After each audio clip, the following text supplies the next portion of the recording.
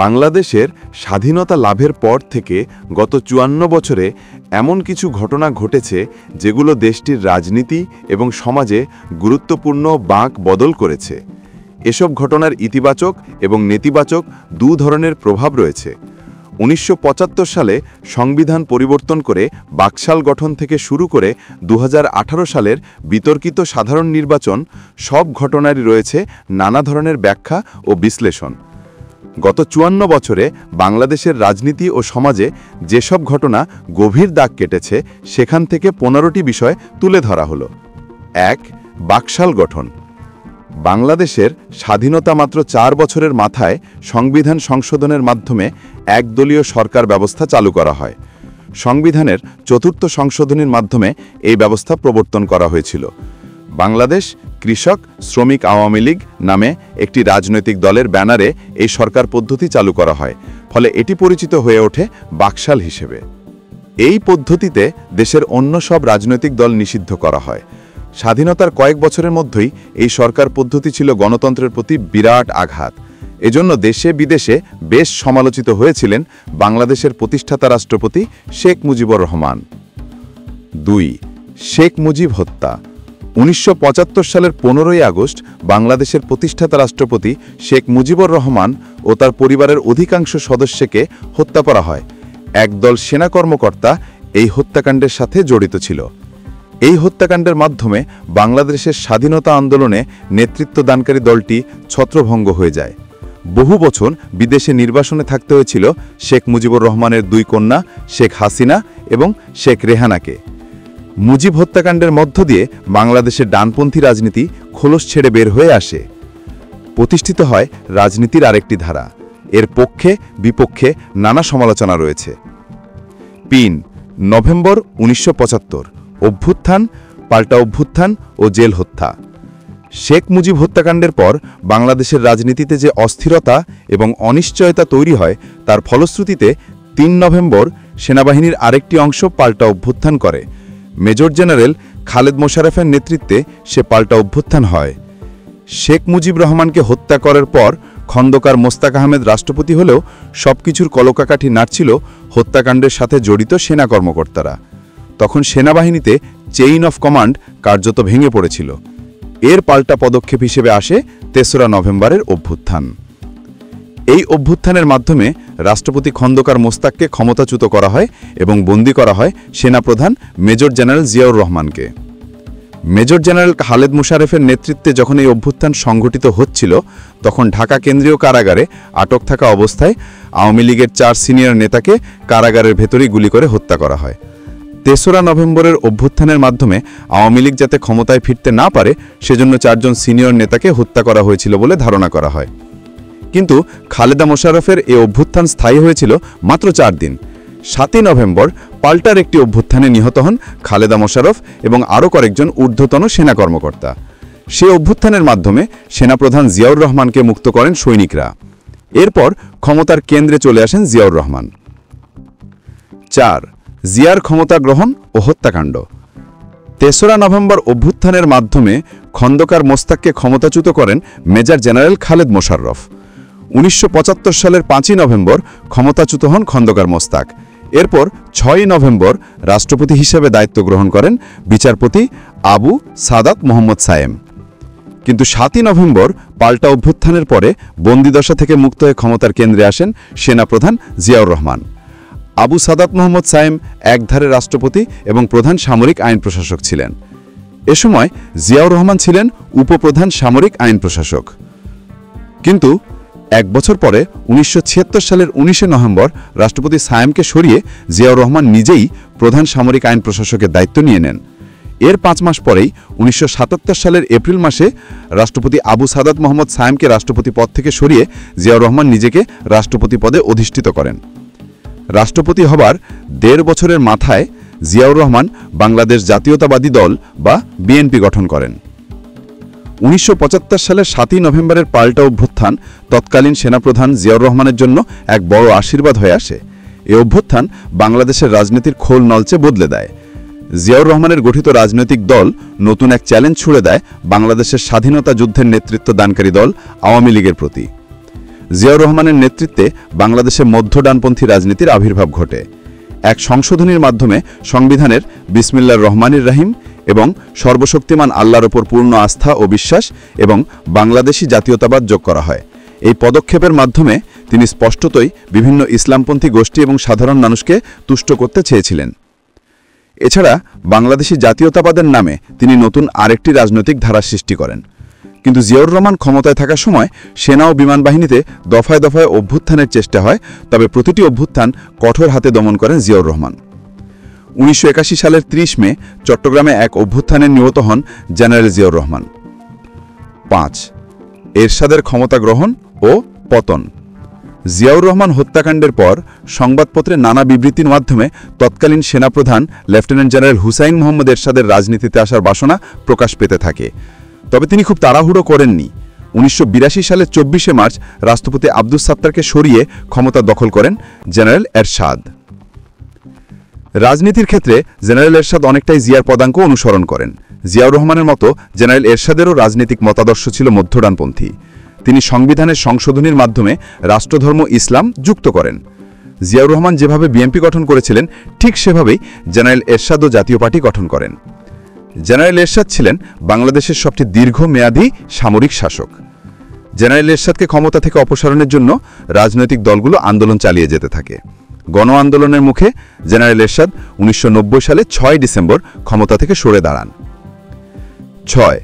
1991 সালের নির্বাচন। এই নির্বাচনকে মনে করা হয় বাংলাদেশের ইতিহাসে প্রথম অবাধ ও স্বচ্ছ নির্বাচন, যদিও এই নির্বাচনে পরাজিত দল আওয়ামী লীগ সূক্ষ্ম কারচুপির আজব করেছিল। এটি ছিল বাংলাদেশের 5ম সংসদ নির্বাচন। এর আগে বাংলাদেশে আরও 4টি সংসদীয় নির্বাচন হলেও সেসব নিয়ে ব্যাপক অনিয়ম ও কারচুপির অভিযোগ ছিল। এই নির্বাচনের আরেকটি গুরুত্বপূর্ণ বৈশিষ্ট্য ছিল নির্দলীয় স্বতন্ত্র সরকার। এর আগে নির্বাচনগুলো দলীয় সরকারের অধীনে পরিচালিত হয়েছিল, কিন্তু 1991 সালের সাধারণ নির্বাচন অনুষ্ঠিত হয়েছিল একটি নির্দলীয় নিরপেক্ষ সরকারের অধীনে। রাজনৈতিক দলগুলোর মধ্যে ঐক্যমতের ভিত্তিতে প্রধান বিচারপতি শাহাবুদ্দিন আহমদের নেতৃত্বে একটি অন্তর্বর্তী সরকারের অধীনেই এই নির্বাচন অনুষ্ঠিত হয়েছিল। সে সরকারের সাথে যারা সম্পৃক্ত ছিলেন তাদের কেউ নির্বাচনে অংশ নেননি। 7. খালেদা জিয়ার প্রথম নারী প্রধানমন্ত্রী। জেনারেল এরশাদের পতনের পর 1991 সালে যে নির্বাচন অনুষ্ঠিত হয়েছিল তাতে বিএনপি জয়লাভ করে। দলের প্রধান খালেদা জিয়া 1991 সালের 20 মার্চ বাংলাদেশের প্রথম নারী প্রধানমন্ত্রী হিসেবে শপথ গ্রহণ করেন। রাজনীতিতে আসার 10 বছরের মধ্যেই প্রধানমন্ত্রী হলেন মিসেস জিয়া। বিশ্লেষকরা মনে করেন তখনকার সময় বাংলাদেশের মতো একটা রক্ষণশীল সমাজে একজন নারী প্রধানমন্ত্রী হওয়া বহির্বিশ্ব বাংলাদেশ সম্পর্কে একটি ইতিবাচক বার্তা দিয়েছিল। 8. সংসদীয় ব্যবস্থায় পেরে যাওয়া। 1991 সালে 6 আগস্ট বাংলাদেশের সংবিধানে দ্বাদশ সংশোধনী আনা হয়। এর মাধ্যমে বাংলাদেশে সংসদীয় ব্যবস্থার পুনঃপ্রবর্তন ঘটে। বাংলাদেশের সংবিধানে যতগুলো সংশোধনী হয়েছে তার মধ্যে দ্বাদশ সংশোধনী হচ্ছে একমাত্র যেখানে সংসদে প্রতিনিধিত্বকারী সবগুলো দল একমত হয়েছিল। এই সংশোধনীর মাধ্যমে রাষ্ট্রপতিকে করা হয় রাষ্ট্রের সাংবিধানিক প্রধান। অন্যদিকে প্রধানমন্ত্রী হন রাষ্ট্রের প্রধান নির্বাহী। প্রধানমন্ত্রীর নেতৃত্বে মন্ত্রিপরিষদকে জাতীয় সংসদের নিকট দায়বদ্ধ করা হয়। এছাড়া জাতীয় সংসদের সদস্যদের ভোটে রাষ্ট্রপতি নির্বাচনের বিধান চালু করা হয়।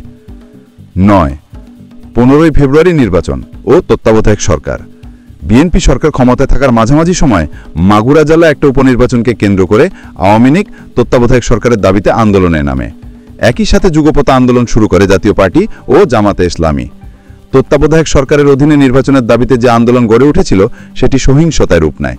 এক পর্যায়ে সংসদ থেকে পদত্যাগ করেন আওয়ামী লীগ, জাতীয় পার্টি ও জামাতে ইসলামের সদস্যরা। আওয়ামী লীগের তরফ থেকে বলা হতো তত্ত্বাবধায়ক সরকার ছাড়া সুষ্ঠু নির্বাচন অনুষ্ঠিত হতে পারে না। রাস্তায় যখন সহিংস আন্দোলন চলছে তখন ষষ্ঠ জাতীয় সংসদ নির্বাচনের পথে এগিয়ে যায় বিএনপি সরকার। আওয়ামী লীগ এবং অন্যান্য প্রধান রাজনৈতিক দলগুলো সে নির্বাচন বর্জন করলে অনেকটা ভোটারবিহীন নির্বাচন অনুষ্ঠিত হয়। ভোটারবিহীন সে নির্বাচনে জয়লাভ করার পর আবারও প্রধানমন্ত্রী হিসেবে শপথ নেন খালেদা জিয়া। সেই সংসদের প্রথম অধিবেশনে তত্ত্বাবধায়ক সরকারের বিল পাশ করে সংবিধানে সেটি অন্তর্ভুক্ত করা হয়। 10. 21 বছর পর ক্ষমতায় আওয়ামী লীগ। সংবিধানে তত্ত্বাবধায়ক সরকার ব্যবস্থার যুক্ত হওয়ার পরে 1996 সালের জুন মাসে সপ্তম জাতীয় সংসদ নির্বাচন অনুষ্ঠিত হয়। সে নির্বাচনে জয়লাভ করে আওয়ামী লীগ 21 বছরে আবারও ক্ষমতায় ফেরে। 1975 সালে শেখ মুজিব হত্যাকাণ্ডের পরে নানা চড়াই উতরাই পার করেছে দলটি। সেই নির্বাচনে আওয়ামী লীগের জয়লাভ বাংলাদেশের রাজনীতির জন্য একটা গুরুত্বপূর্ণ বার্তা বহন করেছিল। শেখ মুজিব হত্যাকাণ্ডের পরে আওয়ামী লীগের প্রতিপক্ষ রাজনৈতিক শক্তি ভেবেছিল যে দেশের রাজনীতিতে আওয়ামী লীগের শক্ত অবস্থান নেই, কিন্তু তাদের সেই ধারণা ভুল প্রমাণ করে 1996 সালে আবারও ক্ষমতায় ফিরে আসে আওয়ামী লীগ। 11/1/2007 2001 সালে বিএনপি সরকার আবারও ক্ষমতায় ফেরার পরে 2007 সালের 22 জানুয়ারি নির্বাচনকে কেন্দ্র করে আবারও নতুন সংকট তৈরি হয়। আওয়ামী লীগের অভিযোগ ছিল নিজেদের পছন্দমতো সদ্য অবসরপ্রাপ্ত প্রধান বিচারপতি KM হাসানকে তত্ত্বাবধায়ক সংকার প্রধান পাওয়ার জন্য সুপ্রিম কোর্টের বিচারপতিদের অবসরসীমা বাড়িয়ে দেওয়া হয়েছে। তীব্র রাজনৈতিক সংকটের মুখে KM হাসান প্রধান উপদেষ্টার দায়িত্ব নিতে অপারগতা প্রকাশ করলেও সংকট কাটেনি। তখন রাষ্ট্রপতি ইয়াজউদ্দিন আহমেদ নিজেই প্রধান উপদেষ্টার দায়িত্ব নেন। এতে সংকট আরও ঘনীভূত হয়। এক পর্যায়ে আওয়ামী লীগ এবং জাতীয় পার্টি সহ তাদের রাজনৈতিক জোট নির্বাচন বর্জনের ডাক দেয়। কিন্তু তারপরেও 2007 সালের 22 জানুয়ারি একতরফা নির্বাচনের দিকে এগিয়ে যাচ্ছিল। এ নিয়ে আন্দোলন ও সংঘাত আরও তীব্র হয়। সংঘাতময় এক রাজনীতির প্রেক্ষাপটে 2007 সালের 11 জানুয়ারি সেনাবাহিনী ইয়াজউদ্দিন আহমেদকে প্রধান উপদেষ্টার পদ থেকে সরে যেতে বাধ্য করে। রাজনীতিতে সেনাবাহিনীর এই হস্তক্ষেপ করার ঘটনা 1/11 হিসাবে পরিচিতি পায়। সেনাবাহিনীর সমর্থনে এবং প্রত্যক্ষ সহযোগিতায় ডক্টর ফখরুদ্দিন আহমেদের নেতৃত্ব নতুন একটি তত্ত্বাবধায়ক সরকার গঠিত হয়। তখন ধারণা করা হতো সেনাপ্রধান জেনারেল মঈন ও আহমেদ ছিলেন মূল ক্ষমতাধারী। 31 মার্চ 2009 জননেত্রী শেখ হাসিনা মুক্তি পান বনিমানি থেকে। 2008 সালের নির্বাচন ও যুদ্ধাপরাধীর বিচার। ডক্টর ফখরুদ্দিনের নেতৃত্বে সরকার প্রায় 2 বছর পর 2008 সালের 29 ডিসেম্বর সাধারণ নির্বাচন ঘোষণা করে। সে নির্বাচনে আওয়ামী লীগ নিরঙ্কুশ সংখ্যাগরিষ্ঠতা অর্জন করে। নির্বাচনের প্রতিশ্রুতি অনুযায়ী আওয়ামী লীগ সরকার কিছুদিনের মধ্যেই 71 সালে সংঘটিত মানবতাবিরোধী অপরাধের বিচার করার উদ্যোগ নেয়। সেজন্য 2010 সালের 25 মার্চ ট্রাইব্যুনাল, আইনজীবী প্যানেল এবং তদন্ত সংস্থা গঠন করা হয়। এই বিচারের বিরুদ্ধে জামায়াতে ইসলামী রাস্তায় তীব্র আন্দোলন গড়ে তোলার চেষ্টা করে এবং সরকার বেশ কঠোরভাবে সেটি মোকাবেলা করেছে। জামায়াতে ইসলামের শীর্ষ নেতারা এই বিচারের জন্য অভিযুক্ত হয়েছিল। জামায়াতে ইসলামের নেতা আব্দুল কাদের মোল্লাকে মৃত্যুদণ্ড দেবার দাবিতে 2013 সালের ফেব্রুয়ারি মাসে ঢাকার শাহবাগে ব্যাপক আন্দোলন গড়ে ওঠে। ট্রাইব্যুনালের রায়ে জামায়াতে ইসলামের নেতা মতিউর রহমান নিজামী, আলী হাসান মুহাম্মদ মুজাহিদ, আব্দুল কাদের মোল্লা, মুহাম্মদ কামারুজ্জামান সহ শীর্ষ নেতাদের মৃত্যুদণ্ড দেয় আদালত। এরপর তাদের ফাঁসি কার্যকর করা হয়। 13 তত্ত্বাবধায়ক সরকার ব্যবস্থা বাতিল। 2011 সালের সংবিধানের 15 সংশোধনীর মাধ্যমে নির্দলীয় তত্ত্বাবধায়ক সরকার ব্যবস্থা বাতিল করা হয়।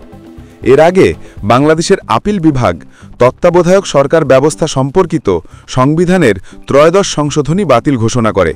তবে একই সাথে সুপ্রিম কোর্টের আপিল বিভাগ অভিমত দিয়েছিল যে তত্ত্বাবধায়ক সরকারের অধীনে আরও 2টি সংসদ নির্বাচন হতে পারে। সংবিধানের 15 সংশোধনী বিল পাশ করে তত্ত্বাবধায়ক সরকার পদ্ধতি বিলোপের পর বিরোধী নেত্রী খালেদা জিয়া এক সংবাদ সম্মেলনে বলেন, এরপর নিরপেক্ষ নির্বাচনের মাধ্যমে ক্ষমতা পরিবর্তনের আর কোনো সুযোগ রইল না। এই ব্যবস্থা বাতিল করে দেবার পর বাংলাদেশে আরও 2টি সাধারণ নির্বাচন অনুষ্ঠিত হলেও সেগুলোর গ্রহণযোগ্যতা নিয়ে ব্যাপক প্রশ্ন রয়েছে দেশে বিদেশে। 2014 সালের 5 জানুয়ারির নির্বাচন। তত্ত্বাবধায়ক সরকার ব্যবস্থা ফিরিয়ে আনার দাবিতে বিএনপি এবং তাদের সমমনা রাজনৈতিক দলগুলো রাস্তায় আন্দোলন করলেও তাতে খুব একটা সুবিধা করতে পারেনি। এ সময় বিএনপির নেতৃত্বে রাজনৈতিক জোট নির্বাচন বর্জন করে। নির্বাচন নিয়ে জাতিসংঘ মহাসচিবের বিশেষ দূতের মধ্যস্থতায় সমঝোতার চেষ্টাও বিফলে গেছে। শেষ পর্যন্ত 2014 সালের 5 জানুয়ারি একটি একতরফা সাধারণ নির্বাচন অনুষ্ঠিত হয়। ভোটারবিহীন সে নির্বাচন দেশে বিদেশে ব্যাপক সমালোচিত হয়েছে। তবে সমালোচিত হলেও সেই নির্বাচনের মাধ্যমে ক্ষমতাসীন আওয়ামী লীগ রাজনীতিতে নিজেদের অবস্থার আরও সুসংহত করে নিয়েছে। 15 24 জুলাই গণ অভ্যুত্থান। কি ঘটেছে সেটা সকলেই জানেন।